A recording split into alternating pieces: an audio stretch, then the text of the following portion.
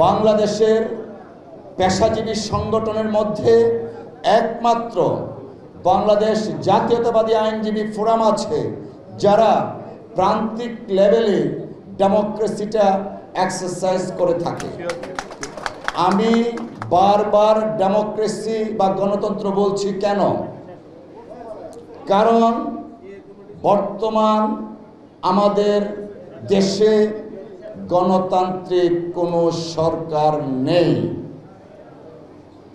আমরা 2008 সালের সেই নির্বাচনের পর থেকে সারা বাংলাদেশের আবাল বৃদ্ধ বনিতা, বিভিন্ন রাজনৈতিক দল, পেশাজীবী সংগঠন সহ গণতন্ত্রের দাবিতে রাজপথে আন্দোলন সংগ্রাম করেছি।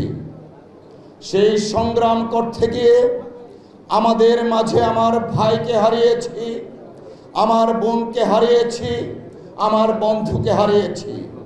সর্বশেষ জুলাই অভ্যুত্থানে প্রায় 2000 ছাত্র জনতা তাদের জীবনকে অকাতরে বিলিয়ে দিয়েছিলেন শুধুমাত্র বাংলাদেশকে গণতান্ত্রিক বাংলাদেশে পরিণত করার জন্য। প্রিয় সাথীরা আমার, ফ্যাসিস্ট হাসিনা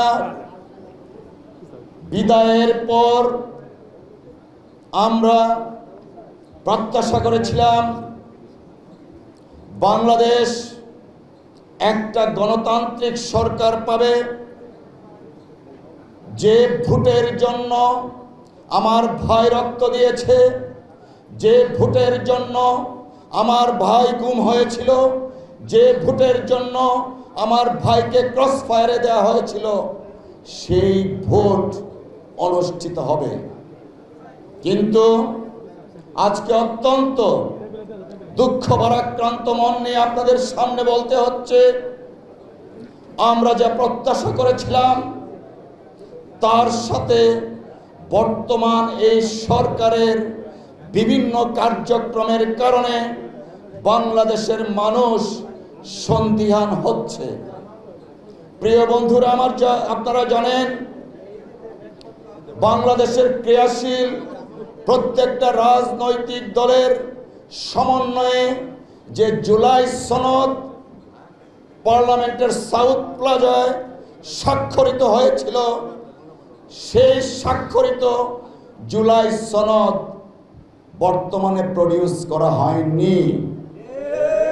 আমরা তার নিন্দা জানাই, আমরা তার প্রতিবাদ জানাই। শেখ হাসিনা জাতিকে প্রতারিত করেছিল, এখন দেখছি নতুন প্রতারকের জন্ম হয়েছে। Shame shame shame. আমরা আইনজীবী সমাজ আইনের শাসনে বিশ্বাস করি, সাংবিধানিক বিধি পন্থায় বিশ্বাস করি। কিন্তু আমরা দেখলাম জুলাই সনদে প্রস্তাবনা করা হয়েছে কিছু কিছু অনুচ্ছেদ যদি 260 দিনের মধ্যে সংসদ নির্বাচনের পরে সেইগুলা সন্নিবিষ্ট না হয়, অটোমেটিকলি নাকি সংবিধানে সন্নিবেশিত হয়েছে বলে গণ্য করা হবে। আমরা আইনের ছাত্র, আইনজীবী সমাজ শুধুমাত্র বাংলাদেশ নয়, বিশ্বের যে কোনো লিখিত সংবিধানের একটা নির্দিষ্ট প্রথা আছে, পদ্ধতি আছে। অটোমেটিক সংবিধানে সন্নিবেশিত হবে এমন কোনো উদাহরণ বিশ্বের কোথাও নেই।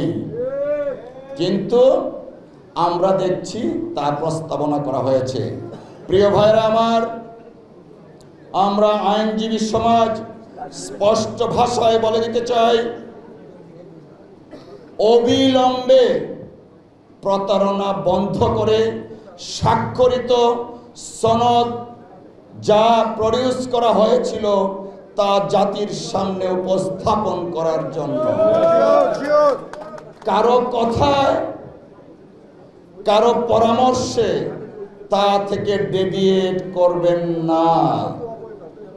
যদি ডেভিয়েট করেন বাংলাদেশের মানুষ ছাড় দেয়, কিন্তু ছেড়ে দেয় না।